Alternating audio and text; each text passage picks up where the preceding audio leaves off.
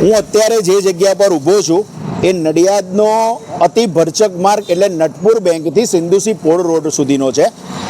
Exact સવા વર્ષ પહેલાં જુલાઈ 2023માં આ રોડમાં નડિયાદના ધારાસભ્યશ્રી, નગરપાલિકાના પ્રમુખશ્રી તથા કાઉન્સિલરશ્રી દ્વારા આ રોડનું ખાતમુહૂર્ત કરવામાં આવ્યું હતું કે પ્રજાની સુખાકારી માટે રોડ સરસ બનાવવામાં આવે.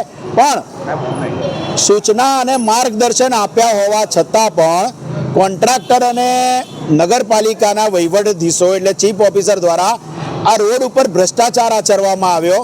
જાન્યુઆરી 2024ની અંદર મેં અરજી આપી હતી કે રોડ તૂટ્યો છે, છતાં પણ ધ્યાન ના આપ્યું. કારણ કે મેં મુખ્યમંત્રીશ્રીને અરજી આપી હતી. કાર્યાલયમાંથી મારા ઉપર મેસેજ આવે છે, કાગળ આવે છે, એ જ કાગળ ચીફ ઓફિસરને જાય છે, પણ જ્યાં ભ્રષ્ટાચાર આચર્યો હોય ત્યાં કોઈ બોલે નહીં. એટલે ચીફ ઓફિસર દ્વારા આ કરવામાં રોડનું કામ કરવામાં આવ્યું તેના ઉપર કોઈ પણ નિરીક્ષણ કરવામાં આવ્યું નથી અને કોન્ટ્રાક્ટરને લોકહિતમાં જાણવા મળ્યું કે 60% ઉપર પેમેન્ટ ચૂકવી દેવામાં આવ્યું છે. જો રોડ જ ખરાબ બન્યો હોય અને તો કોન્ટ્રાક્ટરને પેમેન્ટ શા માટે? આટલી મોટી વાતો કરતાં 35 વર્ષથી શાસનમાં ભાજપ અને નગરપાલિકામાં પણ ભાજપ છે, પણ તેમનો અણઆવડતને કારણે વહીવટ ખાડે ગયો છે અને નડિયાદના તમામ રસ્તાઓ ઉપર ભ્રષ્ટાચારને લીધે ખાડા પડી ગયા છે. એક સિંગલ રસ્તો એવો નથી કે તમે શાંતિથી સીધા જઈ શકો. કાં ગાયોનો ત્રાસ હોય, કાં રસ્તા તૂટેલા હોય. નડિયાદના ગરનાળાઓના માય મંદિરનું ગરનાળું છેલ્લા 25 વર્ષથી બિસ્માર છે. 12 માસ ત્યાં પાણી રહે છે, પણ કોઈ સત્તાધીશો દ્વારા ધ્યાન આપવામાં આવતું નથી. વૈશાલીનું ગરનાળું જુઓ કે પછી ખોડિયાર માતાનું ગરનાળું જુઓ.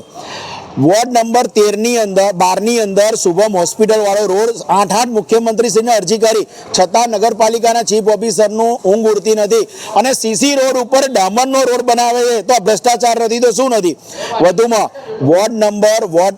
દબાણ મરીડા ભાગોળથી સ્પોર્ટ કોમ્પ્લેક્સ સુધીનો રોડ દેશ વિદેશમાંથી સ્ટુડન્ટો રમવા આવે છે, પણ ભ્રષ્ટાચારને લીધે એ રોડ પણ ખરાબ. ઝલક કેનાલથી માય મંદિર ડેરી સુધીનો રોડ ખરાબ. હજારો લોકોની અવરજવર છે, પણ સત્તાધીશોને પડી નથી. આટલી બધી મોટી સંખ્યામાં મતોથી જીત્યા હોવા છતાં તેમને આયોજન કઈ રીતે કરવું તેની અણઆવડતને કારણે નડિયાદના નગરના લોકો આ હાલાકી ભોગવી રહ્યા છે. માટે કાં તો એમણે રાજીનામું આપી દેવું જોઈએ, કાં તો અમારા જેવા વિપક્ષ જોડેથી, વિરોધ પક્ષના લોકો જોડેથી સારું કાર્ય કઈ રીતના થાય તેની માહિતી લેવી જોઈએ. અમારી